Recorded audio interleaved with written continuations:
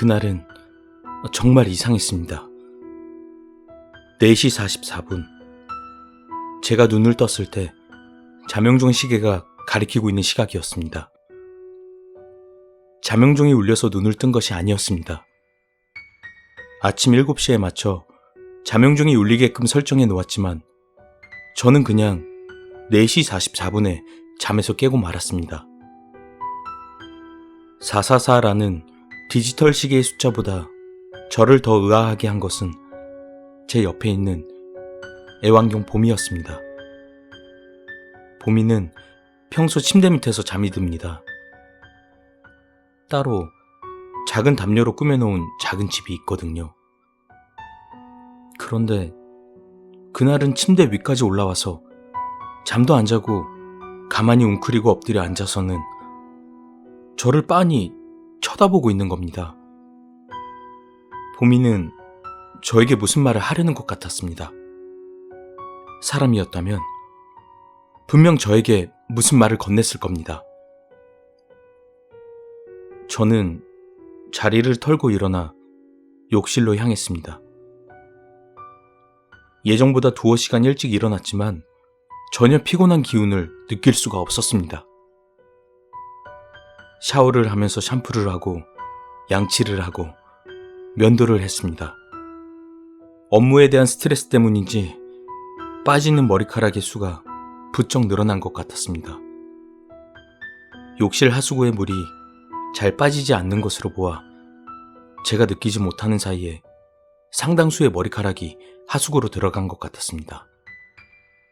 면도를 하는 도중 턱 아래쪽에 따끔거리는 느낌이 있어서 손가락으로 쓱 문질러 봤더니 피가 살짝 묻어나왔습니다. 보통은 이런 일이 없었는데 기분이 조금 언짢았습니다. 시간 여유가 있어서 간단히 아침밥을 준비해서 먹고 가려고 했는데 접시 하나를 떨어뜨려 박살내는 바람에 그냥 포기하기로 했습니다. 어제 하루 종일 먼지 하나 없이 바닥까지 광택을 내며 청소를 했는데 살짝 짜증이 밀려왔지만 저는 다시 먼지 하나 없이 깨끗하게 바닥을 쓸고 닦았습니다. 그 와중에도 보미는 활짝 열린 캐리어 속에 눌러앉아 여전히 저에게 무슨 말을 계속 하려는 표정이었습니다. 심지어 제가 옷을 차려입고 있을 때 바지 끝자락을 물고는 이리저리 당기기까지 하는 겁니다. 현관문을 나섰을 때 엘리베이터 앞에서 옆집 아줌마와 마주쳤습니다. 우리 부부 싸우는 소리와 봄이 짖는 소리에 몇 번 우리 집 현관문을 두드렸던 여자입니다. 그닥 좋은 느낌으로 만난 이웃은 아니었죠. 애써 서로 외면하면서 20층을 내려가는 시간이 너무나도 길게 느껴졌습니다. 그러나 그 어색한 침묵은 바로 깨졌습니다. 소매자락이 피 아니에요? 라며 갑자기 아줌마가 묻더군요. 면도하다 상처난 곳이 아직 덜 아물었었나 봅니다. 아줌마 말대로 흰 셔츠 소매에 물방울 같은 작은 핏자국이 묻어 있었습니다. 또다시 짜증이 밀려왔지만 그 아줌마 앞에서는 티를 내고 싶지 않았습니다. 어디 멀리 가시나 봐요 라는 말에 전 대답 대신 살짝 고개만 끄덕였습니다.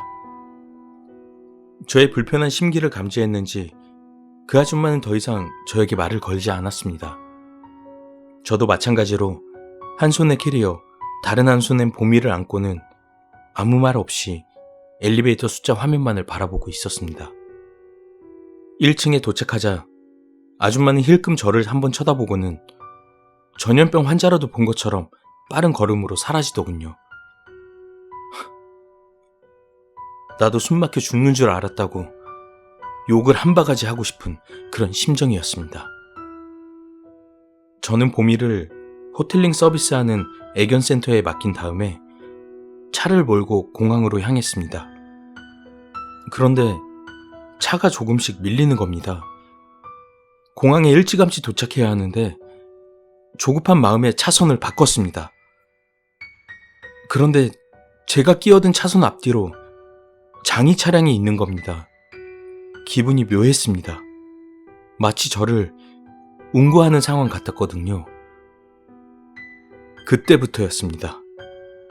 불길한 생각이 밀려오기 시작한 건.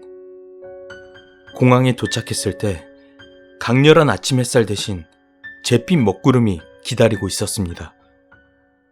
기상 상태 때문에 30분 넘도록 이륙이 지연되자 서서히 불길한 생각은 불안감으로 바뀌었습니다. 몰려오는 먹구름과 함께 조금씩 두려움도 같이 몰려왔습니다. 이륙 예정 시각 1시간 반을 넘기고서야 겨우 비행기에 몸을 실을 수가 있었습니다. 제 얼굴만한 작은 창문을 통해 거침없이 쏟아지는 빗줄기가 보였습니다. 불안했습니다. 정말 불안했습니다. 승무원의 기내 안전교육이 오늘따라 더욱 진지해 보였습니다. 저는 조용히 눈을 감고 아무 일 없기를 기도했습니다. 비행기가 활주로를 달리기 시작하자 손에 식은땀이 느껴졌습니다. 그 어떤 비행기도 활주로를 달릴 때 승차감은 신경 쓰지 않는 것 같습니다. 저의 불안한 심리만큼이나 비행기도 심하게 떨고 있었습니다. 그런데 이륙 후에도 비행기는 활주로를 달릴 때만큼이나 계속 심하게 흔들렸습니다. 잠시 후 안전벨트를 매고 난기류에 대비하라는 기장의 안내 음성이 들려왔습니다. 이륙 후 구름층을 지나 떼약볕이 내리쬐는 성층권 근처를 지났는데도 비행기는 흔들림을 멈추지 않았습니다. 난기류가 맑은 날씨에도 일어난다는 것은 알고 있었지만 당시 비행기의 흔들림은 보통의 난기류를 만났을 때와 미묘한 차이가 있었습니다. 작지 않은 낯선 굉음이 들리고 있었거든요. 그제서야 알았습니다. 비행기의 오른쪽 날개 엔진에서 검은 연기가 피어오르고 있었다는 걸. 긴급 상황이 벌어져 회항한다는 기장의 안내 방송을 듣고 저의 얼굴은 하얗게 질리고 말았습니다. 극심한 무력감이 몰려왔고 심장이 불규칙하게 뛰고 있었습니다.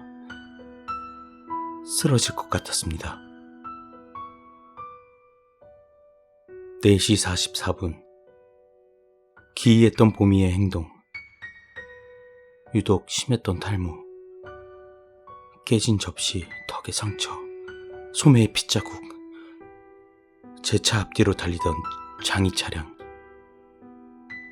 불길한 징조였어요.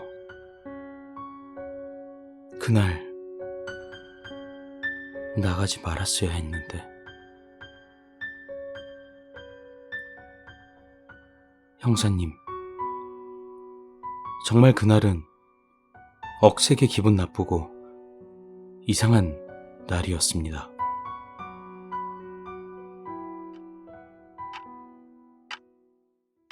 남자의 말이 끝나자 담당 형사가 볼펜을 쥔 손으로 턱을 한번 만지더니 입을 열었다. 당신에겐 그랬을지 몰라도 우리에겐 아주 운수 좋은 날이었지. 만일 그대로 당신이 중국으로 들어가 왕서방이라는 흔하디 흔한 중국인 행세를 했으면 우린 영원히 당신을 못 잡았을 거야. 당신이 죽인 마누라는 발견될 때까지 안방에서 계속 썩고 있었겠지. 형사님, 그런데 어떻게 그렇게 마누라를 빨리 발견해서 날 추적한 겁니까? 담당 형사는 신고자의 신변을 보호하려는 듯 입을 열지 않았다. 그러자 남자는 뭔가를 깨달은 듯 무릎을 탁 치고는 해맑게 웃으며 입을 열었다. 아, 그날 보미가 무슨 말을 하고 싶었는지 이제 알겠네요. 무슨 말? 형사의 물음에 남자는 웃음기를 지우고는 무서운 눈으로 노래 보며 말을 이었다. 멍청한 주인아, 지금 나가지 마. 눈치 빠른 옆집 아줌마 만나니까.